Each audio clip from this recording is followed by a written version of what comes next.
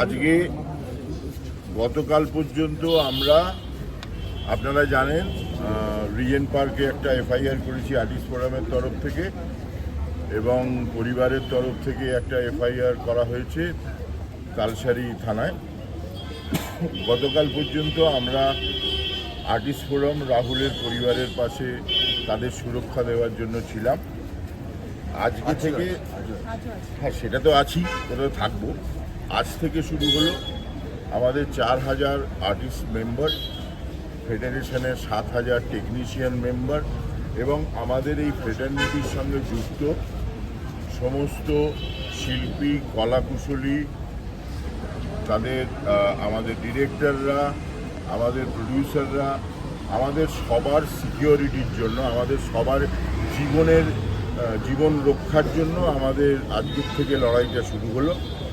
আমরা যে ব্যবহার পেয়েছি, যে ইনসিকিউরিটির মধ্যে আমাদের কাটাতে হচ্ছে, আমাদের ভয় করছে। আমরা ওই শুটিংয়ে বেরোচ্ছি ঠিকই, কিন্তু ফিরবো কি না সেটা আমাদের কাছে আর সিওরিটি নেই।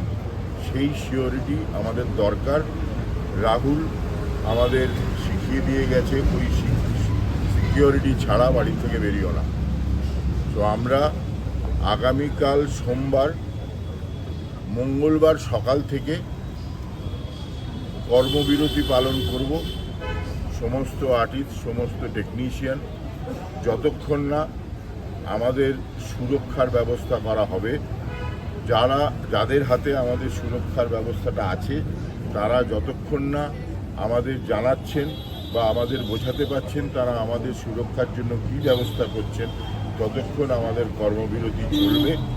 তাতে সমস্ত আর্টিস্ট, সমস্ত টেকনিশিয়ানরা, ডিরেক্টররা সবাই অংশগ্রহণ করছেন। আমাদের সঙ্গে আমাদের বন্ধু প্রডিউসাররাও আছেন। তারাও মনে করেন এই সিকিউরিটিটা তাদের আমাদের পাওয়ার দরকার। সেই জন্য আমরা কর্মবিরতি পালন করব এবং মঙ্গলবার থেকে কর্মবিরতি শুরু হবে। মঙ্গলবার সকাল 10টায় টেকনিশিয়ানে আমরা সমস্ত আর্টিস্ট এবং টেকনিশিয়ানরা কলাকুশলীরা এখানে জড়ো হবে। সকাল পরিচালকরা আসবেন, আমাদের প্রডিউসাররা আসবেন। সকাল 10টায় এখানে জড়ো হব, আমাদের কর্মবিরতি শুরু হবে। ধন্যবাদ।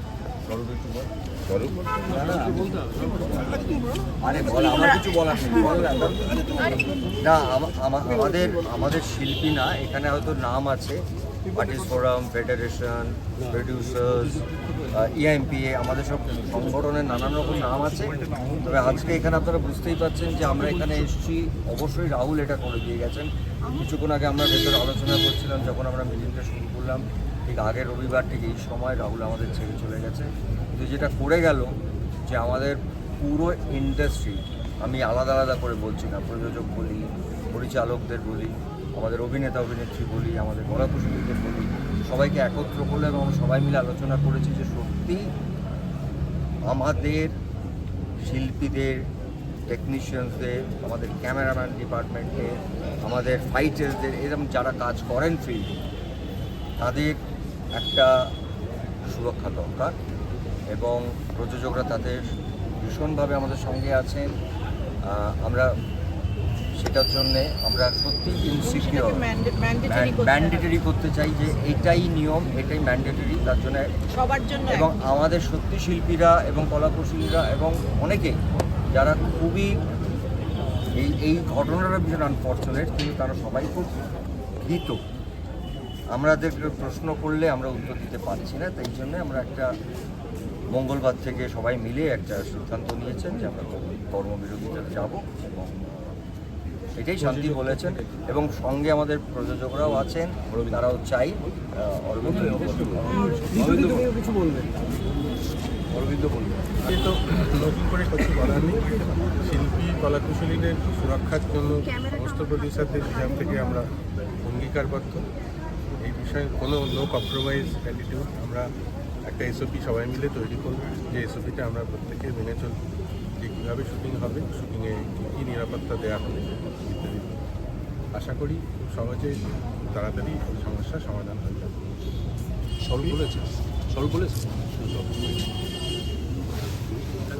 আপনারা সবাই শুনলেন, কিন্তু যেটা আমাদের সবার কনসার্ন যে আমরা দীর্ঘদিন ধরেই চেষ্টা করছিলাম এই যে শুটিংয়ের সময় যারা আমরা বিভিন্ন জায়গায় শুটিং করতে যাই, শুধুমাত্র হয়তো কলকাতার মধ্যে কোনো স্টুডিওতে শুটিং হয়, কিন্তু আমরা যখন বাইরে যাই, কখনো পাহাড়ে, কখনো সমুদ্রে, কখনো গঙ্গায়, কখনো বিভিন্ন জায়গায় যারা শুটিং করতে যায়, সেই সময় শুধুমাত্র আমরা কখনোই জানি না যে শুটিংয়ের প্রয়োজনে শিল্পী বা কলাকুশলীদের কী কী করতে হবে।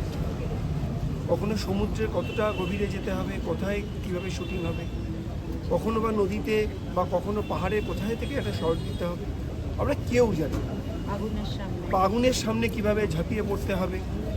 কিন্তু আমরা শুটিংয়ে কিন্তু কেউ কখনো কোনো কলাকুশলী, কোনো শিল্পীরা গল্পের প্রয়োজনে, চরিত্রের প্রয়োজনে কেউ পিছুপা হন না। কখনো আমাদের যারা ডিওপিরা থাকেন তারাও নিজেদের জীবন সংশয় করে এগিয়ে যান, যারা আমাদের সেখানে আর্টিস্টরা থাকেন, কলাকুশলীরা থাকেন, তারাও এগিয়ে যান। অর্থাৎ সবাই তার বেস্ট টু বেস্ট দেওয়ার চেষ্টা করেন। সেই যে সিনেমা বা এই যে সিরিয়াল বা ওটিটি কী আছে সেটাকে তার সম্পূর্ণভাবে মানুষের সামনে এমনভাবে তুলে দেয় করে ন্যাচারাল হয়, আরও বেশি মানুষের প্রিয় হয়। মানে এই ইন্ডাস্ট্রিটাকে বাঁচাতে আমরা সবাই চাই। এই ইন্ডাস্ট্রি বাঁচলে, এই যে আমরা এখন বলছি যে 11,000, শুধুমাত্র সংখ্যায় লাগছে 11,000, কিন্তু এই 11,000-এর পিছনে শুধুমাত্র তার পরিবারের 4 জন কিন্তু নয়, 44,000 নয়, যে যারা খাবার দেয়, যারা চা দেয়, জল দেয়, প্রতিদিন খাবার দেয়, বা বিভিন্ন ধরনের তাদের মেটেরিয়াল সাপ্লাই করে, যারা সাপ্লায়ার্স আছে, এরকম ধরেন আমাদের এই ইন্ডাস্ট্রিটা কিন্তু নট লেস দ্যান 40 লক্ষ 30 লক্ষের কম।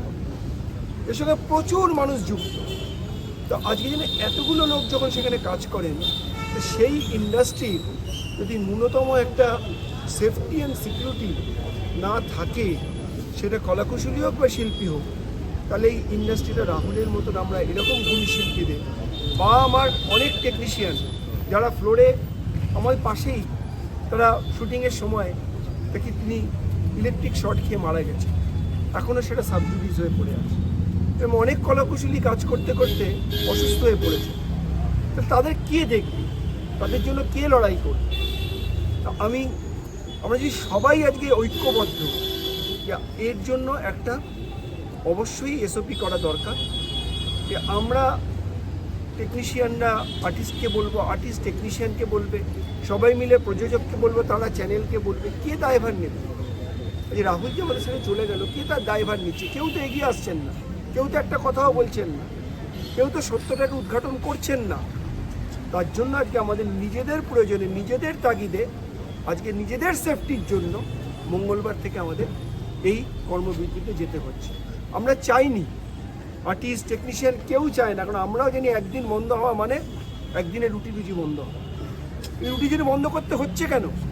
মানে আমরা বাড়ি থেকে বেরোই, ফিরে আসবো কিনা সেটা জানি না, বাট আমরা এবার সিকিওর করতে চাই যে বাড়ি থেকে ফিরবো, আবার বাড়িতে এসে আমার পরিবারের সঙ্গে কথা বলবো। তো এটার জন্যই এই কর্মবিরতি আমরা কেউ চাই না, কিন্তু আমরা করতে বাধ্য হচ্ছি। আমরা নিজেরা কেউ সেফটি বা সিকিওর নই। তো সেটা তৈরি করার জন্য আমরা প্রযোজকদেরও ডেকেছিলাম, প্রযোজকরাও এসেছেন, প্রযোজক সংস্থার তরফ থেকেও কিন্তু বললেন যে এটা খুব প্রয়োজন। আমরা যখন সবাই মনে করছি এটা প্রয়োজন, তাহলে এটা এবার করতেই হবে।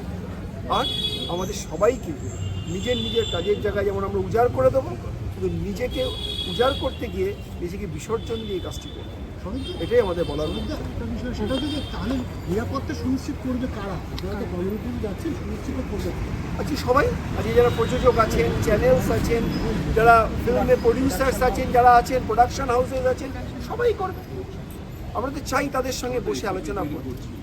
তো সেটা করে আমরা নিজেদের সেফটি অ্যান্ড সিকিউরিটি, আমরা কলাকুশলী শিল্পী সবাই মিলে নিজেদের সমস্ত কিছু উজাড় করে দিতে চাই, কিন্তু নিজেকে বিসর্জন দিয়ে।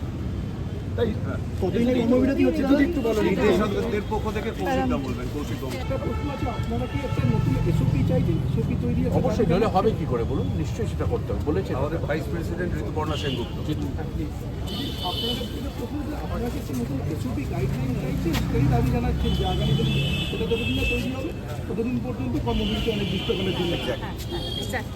সেটাই আমরা আজকে সবাই ইউনানিমাসলি সেটাই ডিসাইড করেছি।